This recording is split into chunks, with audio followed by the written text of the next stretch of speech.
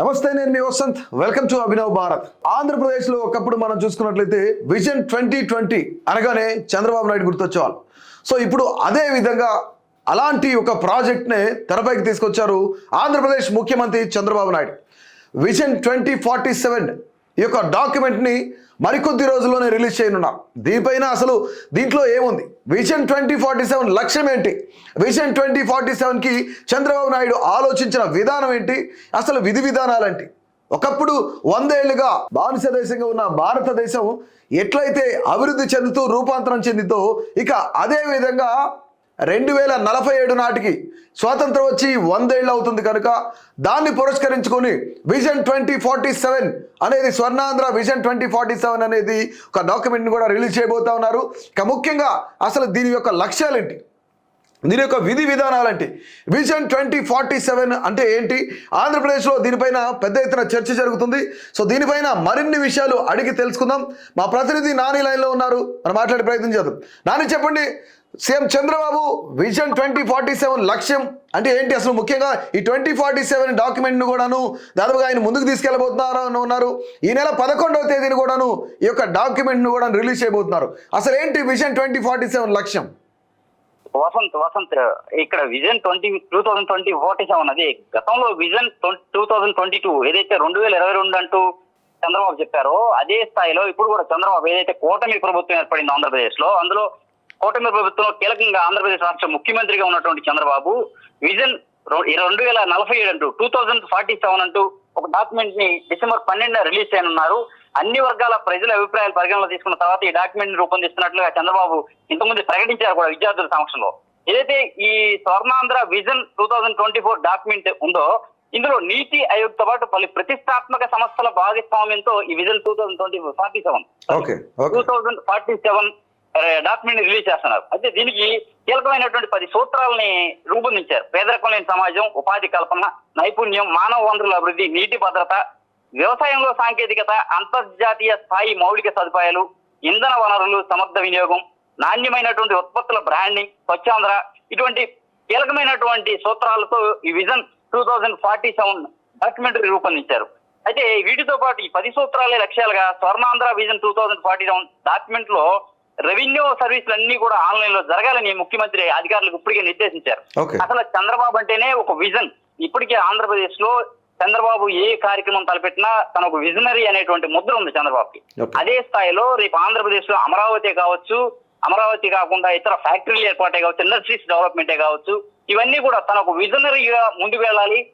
ప్రతి వ్యక్తికి ఒక విజన్ ఉండాలి అని చెప్పినటువంటిది తరచూ ఇప్పటి నుంచే నిర్దిష్ట లక్ష్యాలు రూపొందించుకోవాలని చంద్రబాబు చెప్పారు. అందులో భాగంగానే ఈ విజన్ 2047 డాక్యుమెంటరీని రూపొందించారు. ఈ విజన్ డాక్యుమెంటరీ రూపొందించడానికి 17 లక్షల మంది సూచనలు సలహాలను తీసుకున్నట్లుగా చంద్రబాబు చెప్పారు. అయితే ఈ 17 లక్షల మంది నుంచి కూడా అమూల్యమైనటువంటి సలహాలు వచ్చాయని చెప్పనేది ఆయన మొన్న జరిగినటువంటి ఒక సమావేశంలో స్పష్టం చేశారు. ఈ డాక్యుమెంటరీ రిలీజ్ చేయనున్న నేపథ్యంలో కూడా అంతటా ఆసక్తి నెలకొంది. చంద్రబాబు ఎటువంటి లక్ష్యాలు నిర్దేశించారు, ఈ డాక్యుమెంటరీలో ఎటువంటి లక్ష్యాలతో ముందుకు వెళ్ళనున్నారనేది కూడా అంతటా ఆసక్తికరంగా ఉంది. మరి చూడాలి చంద్రబాబు ఎటువంటి వ్యవహారాలు తెలుతారో. కూటమి ప్రభుత్వం కొనసాగాల్సిందే, ఖచ్చితంగా అమరావతి అభివృద్ధి జరగాల్సిందే, ఆంధ్రప్రదేశ్ రాష్ట్రం అగ్రగామిగా నిలవాల్సిందే అనేటువంటిది చంద్రబాబు లక్ష్యం. మరి ఈ డాక్యుమెంటరీలో ఏముందో డిసెంబర్ 12న దీన్ని రిలీజ్ చేయనున్నారు. ఇక్కడ మరొక విషయం ఏంటంటే, ఇక్కడ దాదాపుగా మీరు చెప్పిన విధంగా 17 లక్షల మంది సలహాలు సూచనలు తీసుకున్నారు. అంటే ముఖ్యంగా ఏ అంశాలపైన ఈ యొక్క ప్రజల అంశాలను కూడాను దేని పరిగణలోకి తీసుకొని వాళ్ళని అడిగారు, అసలు ప్రజలు ఏం చెప్పారు దీని గురించి? అంటే ఏదైతే సామాన్య ప్రజలకి పౌర సేవలు ఏవి కావాలి, మౌలిక వసతులు ఏవి కావాలి, అసలు కామన్ మ్యాన్ ఏదైతే ఒక మిడిల్ క్లాస్ ఫ్యామిలీ కావచ్చు, ఒక మధ్యతరగతి కుటుంబంతో పేదరికమైన కుటుంబం కావచ్చు, బీపీఎల్ కోట అంటే బీపీఎల్ కి దిగువగా ఉన్నటువంటి కుటుంబాలు కావచ్చు, వాళ్ళంతా ఏమి కోరుకుంటున్నారు ప్రభుత్వం నుంచి, వారికి ప్రభుత్వం నుంచి ఏమి అందించాలి, సంక్షేమ పథకాలే కాకుండా అవినీతి రహిత పరిపాలన అందించాలి. ఒక సర్టిఫికెట్ కావాలంటే కార్యాలయాల చుట్టూ తిరిగేటువంటి పరిస్థితి ఉండకూడదు. ఇంట్లో కూర్చుంటే ఆ సర్టిఫికెట్ ఇంటికి వెళ్ళాలి. ఒకసారి ఇంటర్నెట్ లో అప్లోడ్ చేస్తే వాళ్ళ సైట్ లోకి వెళ్ళి మళ్ళీ సైట్ లోనే డౌన్లోడ్ చేసుకోవాలి. ఎక్కడా కూడా ప్రభుత్వ కార్యాలయాలు వాళ్ళ పని వాళ్ళు చేసుకుంటూ వెళ్ళాలి. వీళ్ళు కార్యాలయాల చుట్టూ తిరగకూడదు. At the same time eligible లబ్ధిదారులు ఎవరైతే ఉన్నారో పథకాలకి, ప్రభుత్వ పథకాలకు లబ్ధిదారులు ఎవరైతే ఉన్నారో వారందరికీ కూడా ప్రభుత్వం అందించే ప్రతి సంక్షేమ పథకం చేరాలి. ఎవరు పేదవాడు అనేవాడు ఉండకూడదు. ఇట్ ద సేమ్ టైం మహిళలు కూడా ఉపాధి పొందాలి, పారిశ్రామికవేత్తలుగా ఎదగాలి. మహిళలు కూడా 10 మందికి ఉపాధి చూపించేటువంటి పరిస్థితికి వెళ్ళాలి. మధ్య తరహా చిన్న తరహా పరిశ్రమలన్నీ డెవలప్ కావాలి అని చెప్పనేటువంటిది చంద్రబాబు ప్రధాన ఉద్దేశం. ఈ దిశగానే ఇచ్చినటువంటి సలహాలు సూచనలు కూడా ఉన్నాయి. ఏదైతే 17 లక్షల మంది సూచనలు సలహాలు తీసుకున్నారో వీళ్ళంతా కూడా విద్యార్థులే కావచ్చు, అంటే గ్రామ స్థాయి, మండల స్థాయి, నియోజకవర్గ స్థాయి ప్రతి చోట నుంచి కూడా సూచనలు సలహాలు తీసుకున్నారు. రైట్. ఇక్కడ నాని మరొక విషయం ఏంటంటే, అంటే ఇక్కడ ప్రజల్లోకి ఎవరైతే దీనికి సంబంధించి విజన్ 2047కి సంబంధించిన అధికారులు కానివ్వండి, లేదంటే ఆ నేతలు కానివ్వండి, ప్రజాభిప్రాయ సేకరణకి వెళ్ళినప్పుడు అసలు ప్రజలు ఇప్పుడున్న కూటమి ప్రభుత్వం పైన, చంద్రబాబు పైన విశ్వాసం అనేది ఉందా, ఎక్కడైనా కనిపిస్తా ఉందా, లేదంటే ఏమన్నా వ్యతిరేకత కనిపిస్తా ఉందా ఇక్కడ? లేదు, అంటే చంద్రబాబు మీద పూర్తి నమ్మకం అయితే ఆంధ్రప్రదేశ్ లో ఉంది. కొన్ని సంక్షేమ పథకాల విషయంలో మాత్రం కొంత ఆలస్యం అవుతుందనేటువంటి కొంత వ్యతిరేకత ఉన్నప్పటికీ చంద్రబాబు ఒక విజనరీ, ఖచ్చితంగా అమలు చేస్తాడనేటువంటి నమ్మకంతో అయితే ఏపీ ప్రజలు ఉన్నారని చెప్పుకోవాలి మనం. 2047 అనేటువంటిది కూడా ఒక విజన్ డాక్యుమెంట్ రూపొందించాడు అంటే ఖచ్చితంగా ఏదో ఉంది దానిలో అనేటువంటి ఆశతో ప్రజలు ఎదురు చూస్తున్నారు. రైట్. అంటే నాని గతంలో మనం 2020 విజన్ 2020 చూసిన విధంగానే ఇప్పుడు విజన్ 2047 కూడా విజయం సాధించే అవకాశం ఉందా? అంటే ఈరోజు విజన్ 2020 చూసుకున్నట్లయితే హైదరాబాద్ ఏ విధంగా ఉందో మనం చూస్తా ఉన్నాం. ఇప్పుడు కళ్ళారా అందరికీ కళ్ళ కట్టినట్టు కనిపిస్తా ఉంది. కానీ ఇప్పుడు విజన్ 2047 కూడా అదే విధంగా వృద్ధి చెందే అవకాశం ఉందా, డెవలప్ అయ్యే అవకాశం ఉందా, లేదంటే విజయం సాధించే అవకాశం ఉందా? ఖచ్చితంగా ఆ విజన్ 2047 విజయం సాధించే అవకాశం ఉంటుంది. ఎందుకంటే ఎన్డీఏ కూటమితో కలిసి చంద్రబాబు ప్రయాణం సాగిస్తున్నారు కాబట్టి ఖచ్చితంగా కేంద్రం పూర్తి స్థాయిలో సహకారం అందిస్తుంది. ఏదైతే ఇప్పుడు మీరు అడిగారు ఆ క్వశ్చన్, దానిలోనే అంతే, ఇంకా దానికి మించినటువంటి ప్రపంచ స్థాయి నగరంగా అమరావతిని తీర్చిదిద్దాం. ఆంధ్రప్రదేశ్ ని 2047కి ఒక మంచి ప్రపంచ స్థాయిలో గుర్తింపు పొందినటువంటి రాష్ట్రంగా తీర్చిదిద్దామని లక్ష్యంగా పెట్టున్నారు. ఖచ్చితంగా అది విజయం సాధించే అవకాశం ఉంటుంది. ఎందుకంటే కేంద్రంతో ఖచ్చితంగా ఉన్నాడు కాబట్టి, ఇది జనసేన సపోర్ట్ ఉంది, మోడీ కూడా పూర్తి స్థాయిలో చంద్రబాబు సపోర్ట్ చేస్తూ నిధులు కూడా కేటాయిస్తున్నారు కాబట్టి. Right Nani, thank you very much.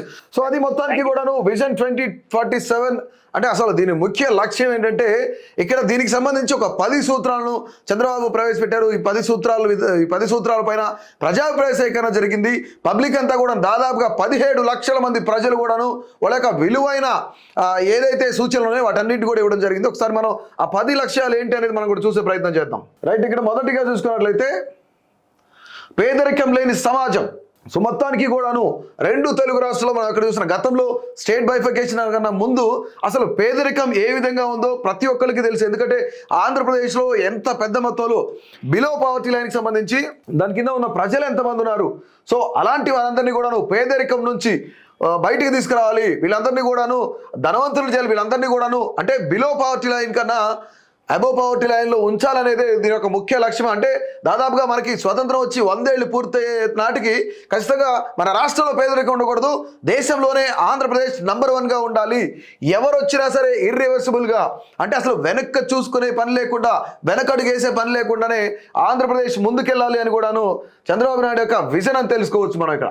Yes sir, Swachhandhra, deep tech, అలాగే స్వచ్ఛాంధ్రకు సంబంధించి ఆంధ్రప్రదేశ్ మనం చూసుకున్నట్లయితే డెవలప్మెంట్ ఉండాలి. ఎక్కడ చూసినా సరే ప్రతి ఒక్కటి కూడా, ప్రతి ఒక్క రంగంలో కూడాను ఆంధ్రప్రదేశ్ అనేది డెవలప్మెంట్ జరగాలి, అదే విధంగా ముందుకెళ్ళాలి అని చెప్పేసి కూడా అనుకోవచ్చు మనం ఇక్కడ. ఇక నాణ్యమైన ఉత్పత్తుల బ్రాండింగ్, ఇక్కడ ప్రతి ఒక్కళ్ళు కూడాను ఎక్కడ కల్తీ లేకుండా, ఎక్కడ కూడాను నాసిరకం లేకుండా ప్రతి ఒక్క తయారు చేసేదాన్ని ప్రతి ఒక్కదాన్ని కూడాను ఇక నాణ్యమైన ఉత్పత్తులే ముఖ్యంగా ముందుకు వెళ్తా ఉన్నాం. దానికి బ్రాండింగ్ కూడాను ఈ యొక్క విజన్ 2047లో ఉన్నట్లు తెలుస్తూ ఉంది మనకి.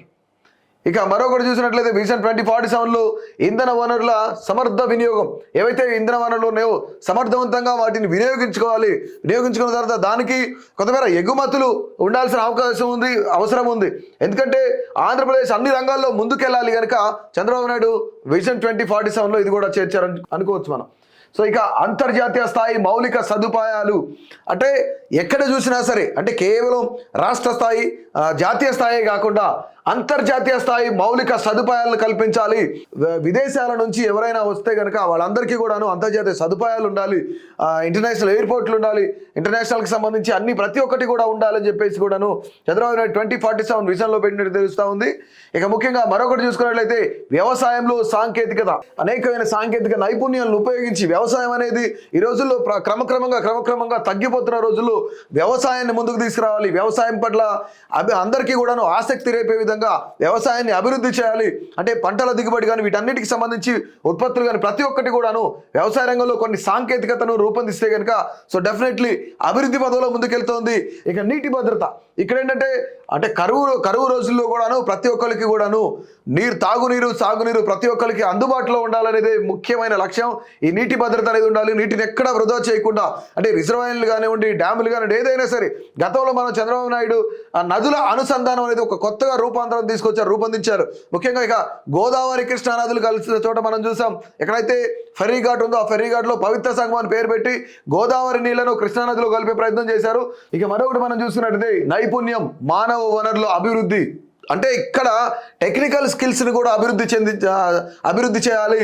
అలాగే వీటితో పాటు మానవ వనరులు కూడా అభివృద్ధి అంటే ఇక్కడ చాలా మందికి ఇంతకుముందు మనం చూసాం స్కిల్ డెవలప్మెంట్ కానివ్వండి ఇలాంటివన్నీ కూడా పెట్టి చదువుకున్న యువతను కూడాను చెడుదోవ పట్టకుండా అంటే ఉద్యోగాలు లేని యువత అందరికీ కూడాను స్కిల్ డెవలప్మెంట్ క్లాసులు పెట్టి వాళ్ళందరికీ కూడాను కొన్ని క్లాసులు చెప్పి టెక్నికల్గా అభివృద్ధి చెందేలాగా వాళ్ళందరినీ కూడాను చంద్రబాబు నాయుడు ఈ యొక్క విజన్ 2047లో పెట్టారు. గతంలో కూడాను ఇలాంటి స్కిల్ డెవలప్మెంట్ సెంటర్స్ కానీ అనేకమైన పెట్టారు.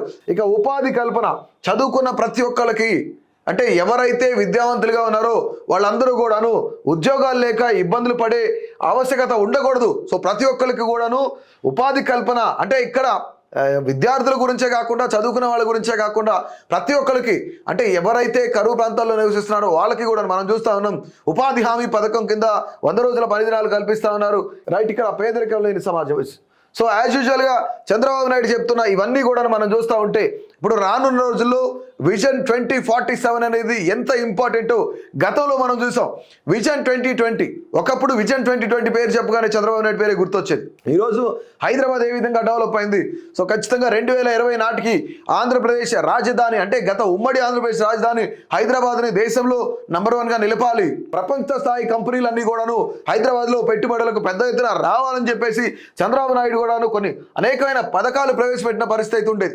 2047 నాటికి భారతదేశం మొత్తం ప్రపంచ స్థాయి కంపెనీలు మొత్తం ఎవరైతే ప్రపంచ పెట్టుబడిదారులు ఉన్నారో వాళ్ళందరూ కూడాను అమరావతి వైపు చూడాలి, ఆంధ్రప్రదేశ్ వైపు చూడాలి, అభివృద్ధి లక్ష్యంగా ముందుకెళ్తామని చెప్పేసి చంద్రబాబు నాయుడు కూడాను ఈ యొక్క విజన్ 2047 డాక్యుమెంట్ని కూడాను ఇక ఈ నెల 12వ తేదీన ప్రవేశపెట్టనున్నారు. ఎంతవరకు ఇది ప్రజలు తీసుకుంటారు, ఎంతవరకు ఇది ప్రజలకు ఉపయోగపడుతుంది, ఎంతవరకు ఈ విజన్ 2047 అనేది విజయం సాధిస్తుంది అనేది కూడా ప్రతి ఒక్కరు కూడా మీ యొక్క అభిప్రాయాన్ని తప్పకుండా తెలియజేయండి.